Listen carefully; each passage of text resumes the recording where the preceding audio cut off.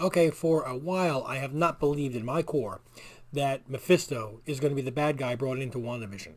After watching the first 5 episodes, I think I figured out who is. You want to know what I'm thinking? Stick around.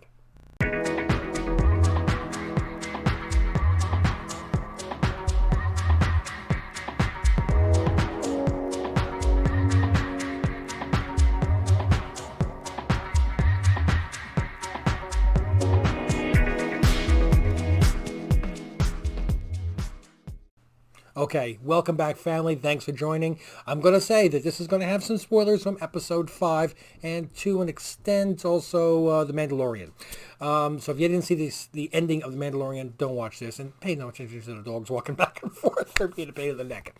Okay, so yeah, from the very beginning, and people started talking about Mephisto. I didn't buy into it. I didn't buy it and it's not that I don't think that Mephisto would be good for the Marvel Universe.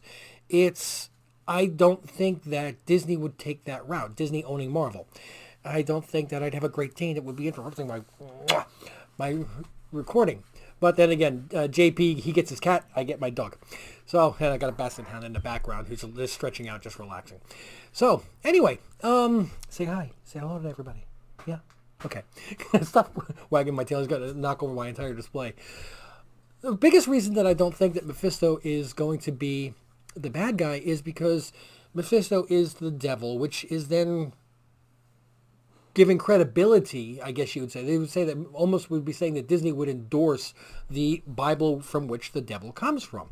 And Disney, they want the money. They want the worldwide money. Okay, let's be honest. They don't want to insult any religions anywhere because they want the movie to do well in China. They want their universe to do well in India. They want the universe to do well in the Middle East. And I mentioned this to somebody at work, and he said, what about Thor? I said, I really don't think there are too many Vikings practicing Norse mythology anymore. You can make movies about the ancient Greek gods and Troy and everything else. I don't think it's a problem. But if you start saying, we're going to have a character that comes from the Judeo-Christian Bible, then of course there are going to be other religious people that are saying, well, we don't believe in that, and we are actually frankly offended that you didn't have our character in. Different ethnicities is okay. I'm okay with that. I think that every race, religion of person should be represented, but to actually have a character which kind of gives credibility or saying we're endorsing this, I never thought that Disney would want to go down that road. So the whole thing with Mephisto, though, is everybody thinks that Mephisto is going to be the one that fractures the multiverse, okay, or manipulates Wanda. I think it's the latter. I think Wanda is being manipulated to fracture the multiverse, and then what we have to do is figure out why would anybody want that? What do they have to gain? Who could they be in the existing characters? Okay, so I got some notes here, and I'm trying to make sure that I have everything down. And the more episodes I watch, the more pieces are fitting together. First off, everybody's saying, oh, I saw 6 pictures on the wall, and see, that's the sign of the devil, 666. I think you're really, really reaching too much. I think anything 6 related is because it's a hexagonal shape, and the town is in a hex, and that's just a call out to Wanda casting a hex. Okay, that's what they've called it for the last 50 years. One of her hex spells. Okay, hex. Well, hex again, 6 sides. I think that's it's like little cute Easter eggs. Okay, so, let's see. I do think it's somebody that is manipulating Wanda. I don't think it is somebody that people are expecting, and I think it's a very, very powerful person. First off, we have to go back to episode 4. Yeah, when they're talking about there's a person that's in there in the witness protection program, and I can't reach him.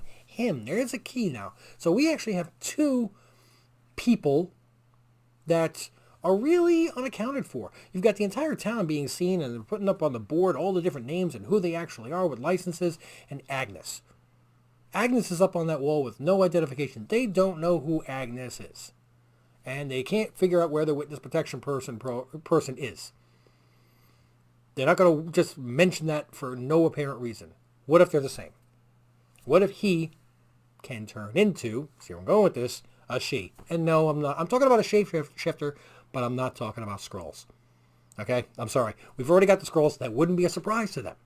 That wouldn't be a surprise. I don't see that you're going to jump that quickly into Secret Empire or a Super Skrull. I think that that's going to pull Fantastic Four too quickly in, and they want to take their time with this. But they also do need to make some money. Okay, Disney's hurting. They're bleeding. So, another thing that we have here is that Vision even states that for some reason, this reality, okay, always seems to deliver exactly what you want when you want it. Ding dong, hey, I heard you need a doghouse. Hey, I got a 5-course meal. I got a pineapple. I got whatever you need. Everything that you need is right when you need it, which shows they're under surveillance. Okay, every second, and it's not just to make sure that she's happy, but also to make sure that this illusion that this person is casting on them is not going to get broken.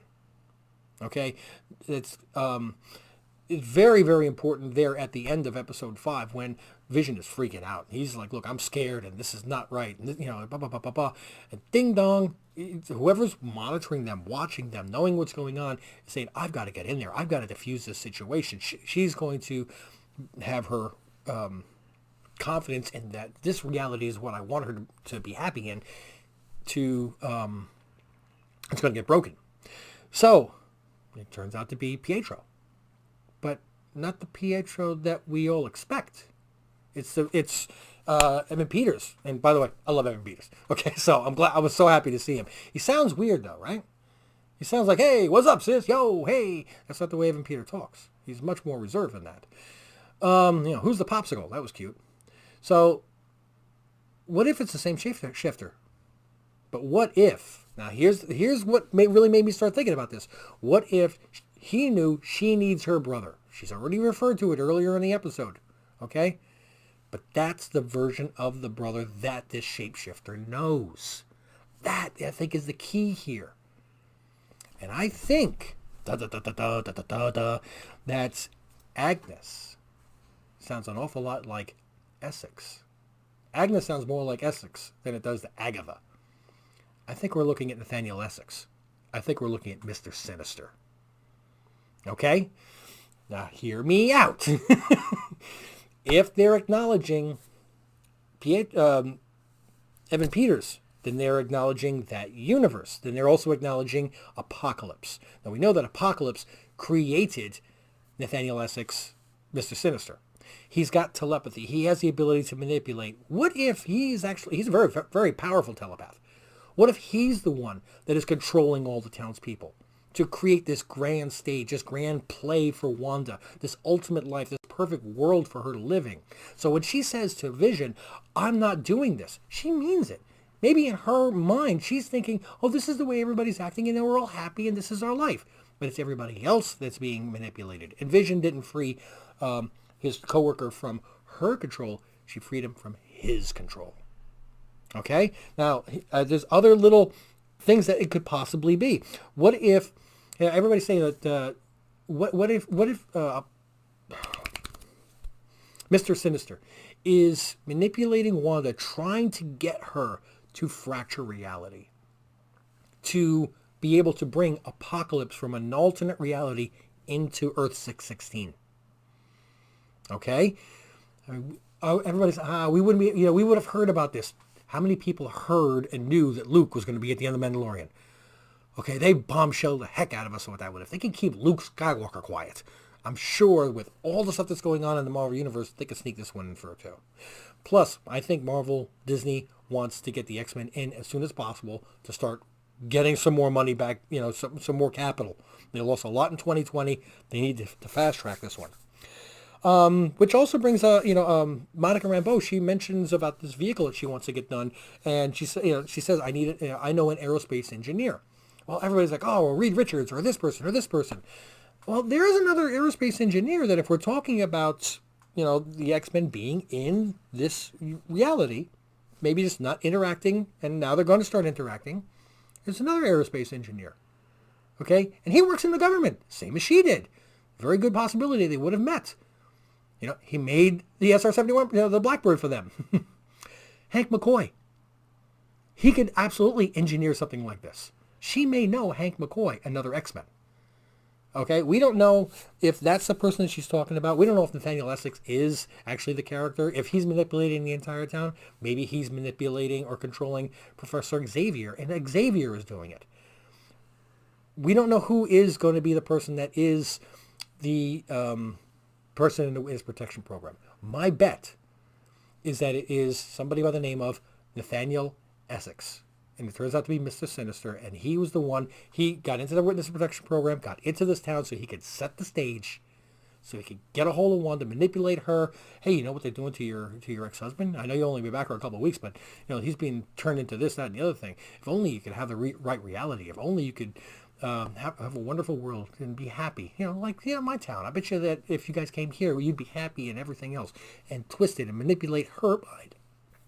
She's been manipulating so many people's minds. I don't know if she's got the defenses in her own mind to prevent it from happening to her. And I don't even know if she would understand that it was happening to her. Okay? The next 3 episodes are going to be major. But I'm calling out right now, and based on the prices of what I've seen in Mr. Sinister's first appearance on eBay over the last couple of weeks, I don't think I'm the only person to think in this. Okay, it's shooting up. His first appearance, X-Men number 221. I've locked in my copy. I did not get a bargain like I wanted to get, but I still locked in my copy of a 9.8 white page. I got that coming in soon. Guys, look into it, okay? Think about it, at least for the time being. If you were thinking about dumping a bunch of money into Mephisto, I'm not the only person that thinks that Mephisto is not the bad guy here, okay? So a lot of people are starting to back off on that prediction. Don't dump the money into that one just yet. If anything, it's still Silver Surfer number 3, Silver Age, great book, first appearance of a character for Ghost Rider. It's worth getting in the long run. This is not the time, okay? This is a remember me, and we'll check this one out in another few months. There might be a lot of people dumping this book over the next couple of months, if I'm right, okay? But anyway, tell me if you think I'm crazy. Tell me if you think that you had an idea that something else was going to be happening. Tell me if you think I'm a genius. I would love to hear that one. But more than anything, though, tell me something. Okay, throw your comments on here. This one's open for debate. Anybody who wants to just throw in their predictions, I would love to hear them. Don't forget to hit the notifications, like, and share, subscribe, all the fun stuff. I'm sorry I haven't been on. I've had some really crazy days at work. I'm going to try to record a couple videos here and set them up for a couple days apart for you. Thanks so much for joining me. And as always, I'm out.